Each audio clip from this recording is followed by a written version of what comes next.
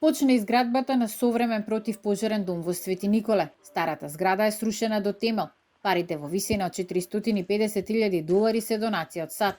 За пожарникарите тоа е добра вест, но сепак очекуваат и обновување на возилата и опремата за гаснење пожари, бидејќи сега теренски возила мора да позајмуваат од општината, комуналните предпријатија и доброволното противпожарно друштво, иако со години бараат, досега не добиле ниту ново возило од Дирекцијата за заштита и спасување. Опремата и возилата се по никакви стандарди, значи се случува возило, појде на пожар, застане, ќе мора да тражиме мајстор да го прави тоа возило, друго возило да тражиме. Од општината ветуваат дека до крајот на август пожарникарите ќе добијат 2 возила за гаснење пожар.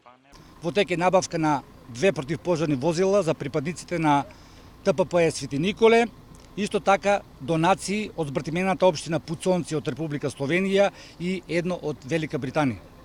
По изградбата на автопатот Штип Миладиновци се зголеми бројот на интервенции. Светиниколските пожарникари честопати помагаат во сообраќајни несреќи, гасат запалени автобуси и цистерни.